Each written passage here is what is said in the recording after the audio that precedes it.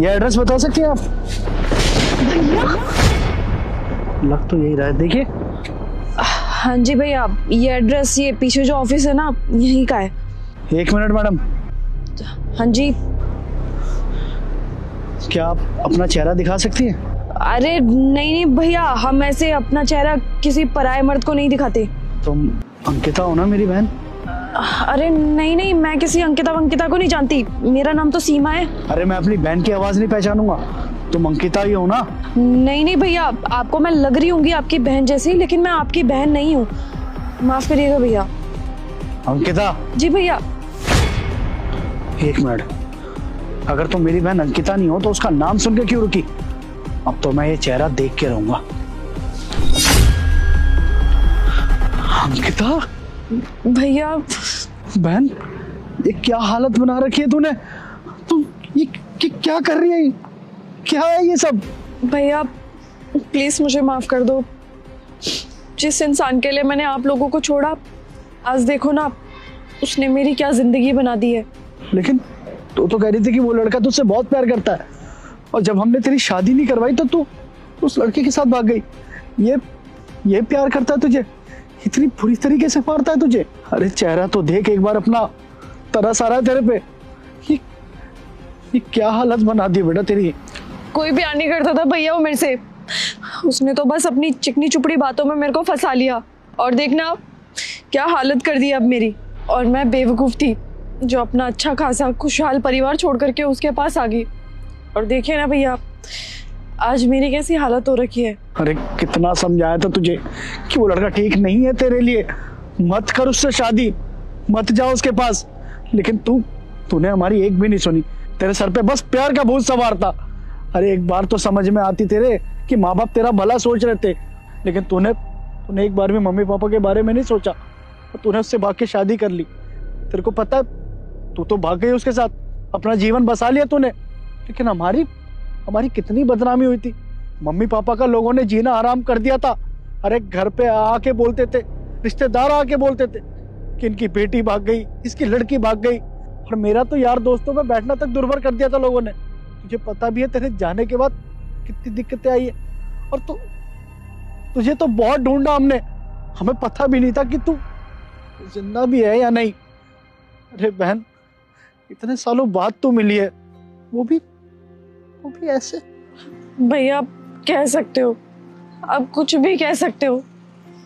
मैंने अपनी जिंदगी अपने हाथों से ही बर्बाद कर ली। बहन तेरे साथ इतना सब कुछ हो गया, तूने एक बार अपने भाई को बताना भी जरूरी नहीं समझा?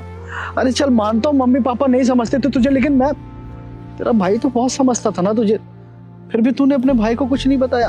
कैसे आती भैया, आप खुद सोचिए ना, जिस लड़के के चक्कर में मैंने मेरे पूरे परिवार की बेइज्जती करवा दी, पूरी इज्जत नीलाम करवा दी मेरे परिवार की मैंने, फिर कैसे वापस आ सकती थी, कैसे सब कुछ बता सकती थी भैया? अरे तू मेरी बहन है, वो तेरे मम्मी पापा हैं। अगर हमें इस बारे में बताती तो क्या हम तुझे अपनाते भी नहीं?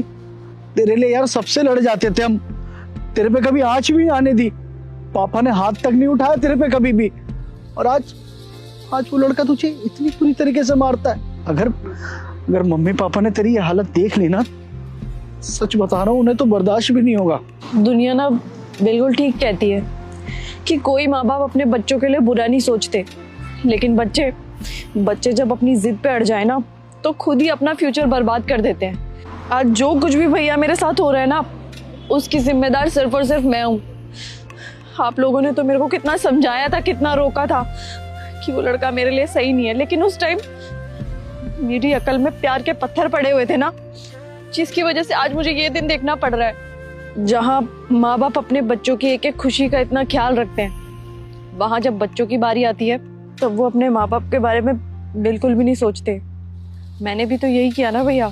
मम्मी पापा कितना प्यार करते थे मुझसे, छोटी छोटी चीजों का भी ख्याल रखते थे, और मैंने उस लड़के के बहकावे में देखना अपनी पूरी जिंदगी खराब कर ली। और मेरे साथ जो भी हुआ ना, सही हुआ, क्योंकि अब ना अपने किए की सजा ही भुगत रही हूँ। बस जितना सहना था ना तूने सह लिया। अब एक और जुल्म नहीं करने दूंगा उस आदमी को तेरे ऊपर। तू मेरे साथ चल, उसको तो उसके किए की सजा दिलवा के रहूंगा। अरे नहीं नहीं भैया, आप कैसी बात कर रहे हो? मैं कैसे वापस घर में जा सकती हूँ?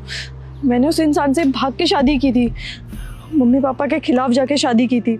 इतनी बेइज्जती हो चुकी है घर की, अब मैं वापस उसी घर में जाऊंगी तो लोग और थू थू करेंगे, मम्मी पापा को और बुरा भला सुनाएंगे, 36 तरीके की बातें कर देंगे लोग।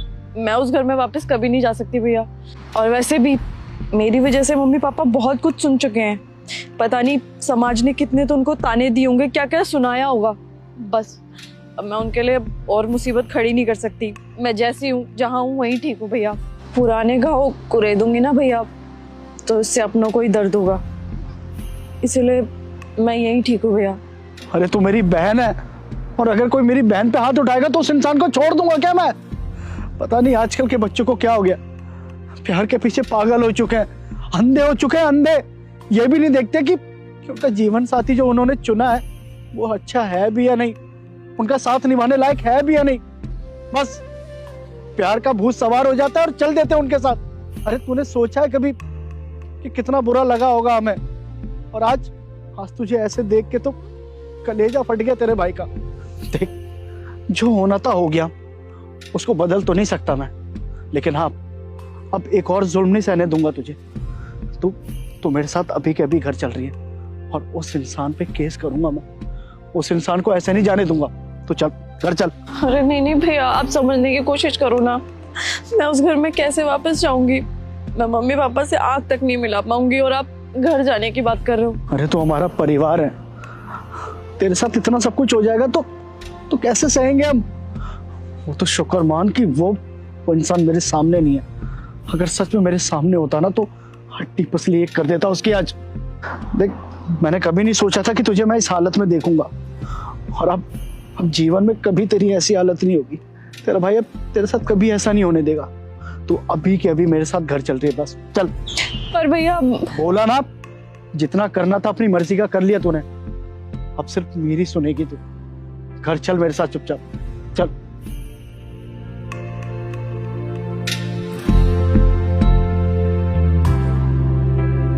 सुनिए, क्या आप मेरे को 100 रुपए दे देंगी? वो क्या है ना, मुझे बहुत ज्यादा जरूरत है। 100 रुपए की जरूरत? पर साहब, आप तो काफी अच्छे घर के दिखते हैं, आपको 100 रुपए की मदद क्यों चाहिए? हाँ जी, पर मेरे को इस टाइम 100 रुपए की बहुत ज़्यादा ज़रूरत है। अगर आप मेरी मदद कर देंगी तो प्लीज़ कर दीजिए। वो क्या है ना, मेरे को बहुत ज़रूरी मीटिंग में जाना है और अभी मेरे पास 1 भी रुपये नहीं पड़े हुए। अगर आप मेरे को 100 रुपये दे देंगी तो मैं ऑटो या बस करके अपनी मीटिंग में पहुँच जाऊँगा। अगर मैं टाइम से नहीं पहुँच पाया ना तो मेरा सच में बहुत ज़्यादा नुकसान हो जाएगा। प्लीज़ अगर आपके पास पैसे हैं तो दे दीजिए ना। पर साहब, हम तो आपको जानते भी नहीं हैं। मदद के लिए जान पहचान की ज़रूरत थोड़ी ना होती है। देखिए, अगर आपके पास 100 रुपये हैं तो प्लीज़ दे दीजिए, मैं थोड़ा सा लेट हो रहा हूँ। ठीक है, हम दे देते हैं आपको।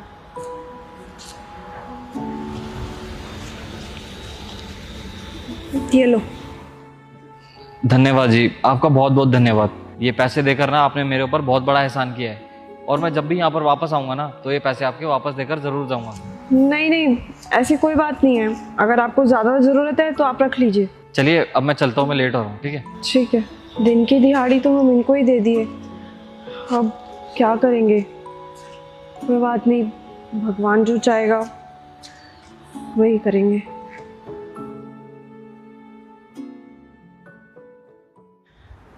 अरे आ गया तू? अरे भाई वो सब छोड़ यार, ऐसी भी क्या मजबूरी आ गई कि 100 रुपए तो एक गरीब मजदूर लड़की से ले रहा है? अरे तेरा इतना अच्छा घर बार है, तेरा बिजनेस सेट है, इतनी बड़ी गाड़ी है, इतने पैसों का तू मालिक है, पर तू एक गरीब लड़की से 100 रुपए मांग रहा है? भाई क्या दिक्कत आ गई ऐसी? अरे तू ये सब छोड़ना, तू चला जा। अरे नहीं भाई, बता तो मुझे ऐसी क्या दिक्कत आ गई कि एक गरीब मजदूर लड़की से तू 100 रुपए ले रहा है? तेरे पास 100 रुपए भी नहीं है? अरे इसके पीछे कारण है।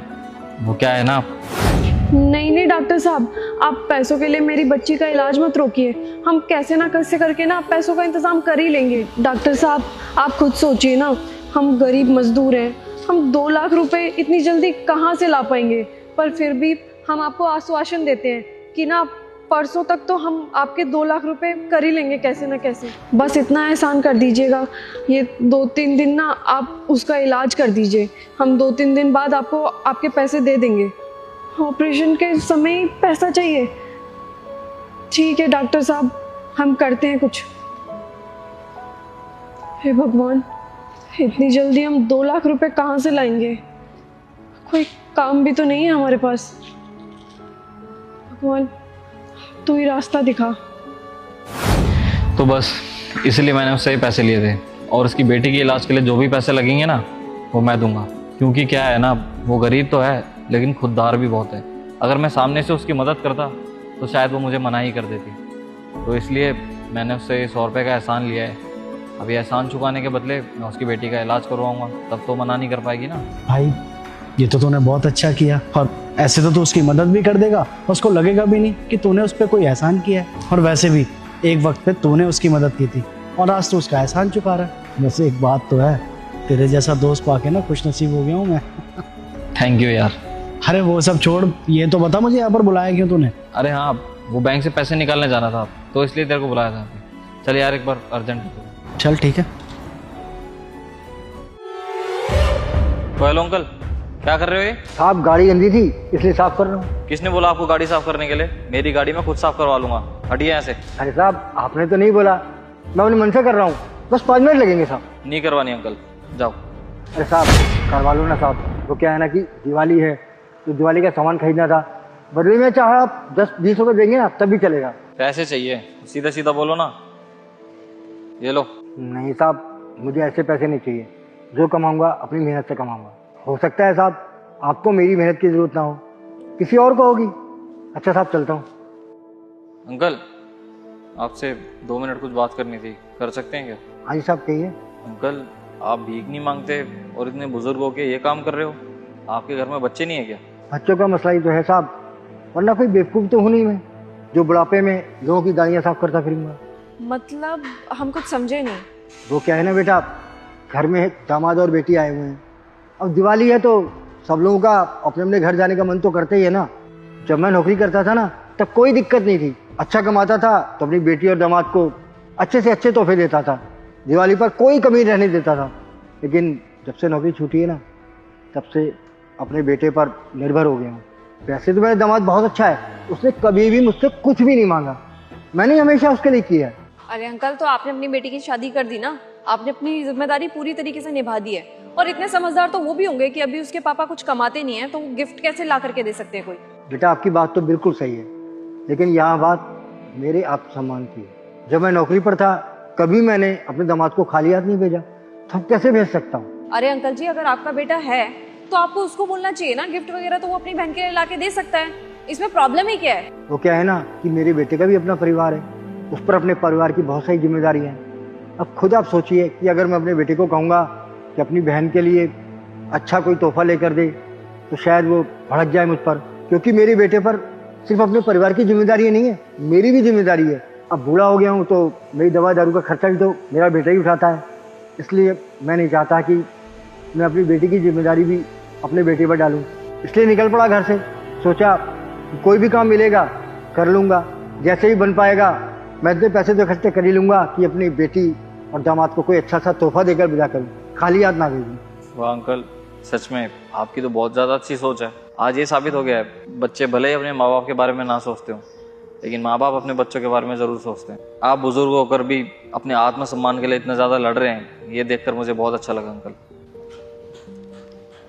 ये लीजिए अंकल जी आपकी मेहनत के पैसे। लेकिन साहब अभी तो मैंने गाड़ी पूरी तरह से साफ भी नहीं की है, जब गाड़ी साफ हो जाएगी तब आपसे मेहनताना लूंगा। एक काम कीजिए अंकल, ये लीजिए आप 500 रुपये। आप एक काम करो, मेरी गाड़ी अंदर और बाहर दोनों तरफ से साफ कर देना। जी साहब अभी कर देता। वैसे अंकल जी अगर आप बुरा ना माने तो मैं आपको परमानेंट जॉब दे सकता हूँ। अरे नहीं साहब, मैं अपनी मर्जी का मालिक हूँ, रिटायर हो चुका हूँ, ये काम जो खुशी से कर रहा हूँ। अब आप मुझे नौकर बना रहे हैं, और वैसे भी साहब मुझे किसी का एहसान नहीं चाहिए। नहीं अंकल जी, एहसान नहीं कर रहा हूँ, दरअसल ज़रूरत है मुझे इसलिए आपसे कह रहा हूँ। वो क्या है ना अंकल जी, मेरा एक ऑफिस है, वहाँ का जो केयर टेकर था ना अभी नौकरी छोड़कर चला गया। आप चाहो तो वहाँ की देख रेख कर लेना, बदले में मैं आपको 15,000 रुपये दे दूंगा। ठीक है साहब, अब आप कह रहे हैं तो मैं आपके यहाँ नौकरी कर लूंगा। तो कहना कि आपका व्यवहार बहुत अच्छा लगा मुझे, और देखिए ना आपने मेरी सारी मुसीबतें एक साथ ही हल कर दी। और वो क्या है ना कि हर त्योहार पर मैं अपनी बेटी और दामाद को अपनी कमाई में से अच्छे से अच्छा गिफ्ट दे पाऊंगा। और वैसे भी साहब ना घर में खाली बैठने से कुछ हासिल तो होता नहीं है। अब साहब आपके यहाँ नौकरी करूंगा तो 4 पैसे कमा कर घर ले जाऊंगा, चैन की नींद सोया करूंगा। कोई बात नहीं अंकल जी, आप गाड़ी साफ कर लीजिए, और हाँ जब गाड़ी साफ हो जाए ना तो सेकंड फ्लोर पे आके मेरे को बता देना, ठीक है? जी साहब। हैप्पी दिवाली अंकल जी। आप दोनों को भी दिवाली की शुभ शुभकामनाएं।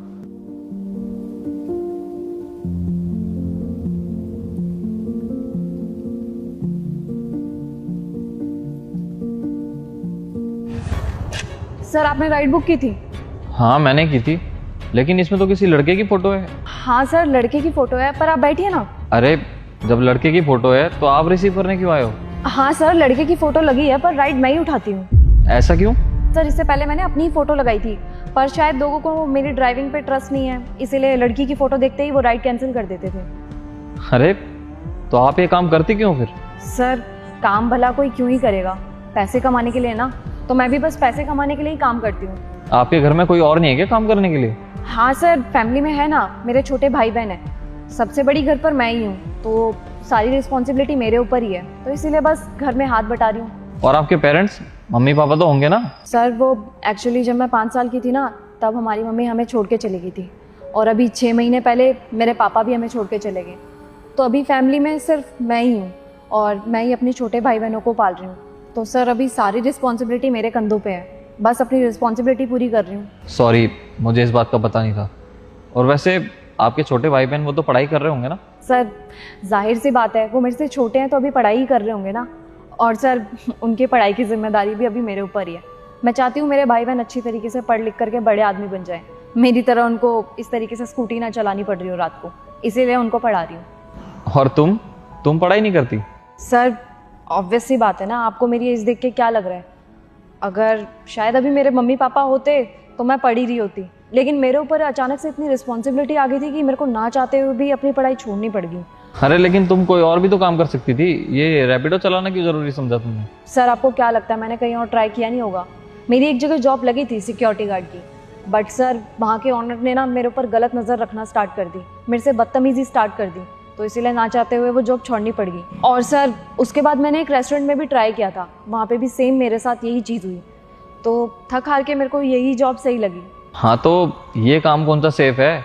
इसमें भी आपको कितने लोग मिलते होंगे जो आपसे बदतमीजी करने की कोशिश करते होंगे। हाँ सर ऐसा नहीं है, इस काम में मेरे को बुरे लोग मिलते नहीं हैं, मिलते हैं, काफ़ी लोग छेड़छाड़ करने की कोशिश करते हैं, बट मैं उसी टाइम उनकी राइड कैंसिल कर देती हूँ। वैसे एक बात तो माननी पड़ेगी, सच में तुम तो बहुत बहादुर हो। हालात ही होते हैं जो इंसान को कमज़ोर बना देते हैं, किसी किसी को बहादुर बना देते हैं। सर सही कहा आपने, जिसको बहादुर बनना होता है वो बहादुर बनता है, और जिसको कमज़ोर बनना होता है वो कमज़ोर बनता है। सही कहा तुमने। बाकी सर अगर आपकी पूछताछ खत्म हो गई हो तो चले सर? हाँ चलो। वैसे आप चला तो लोगे ना? हाँ जी सर बिल्कुल।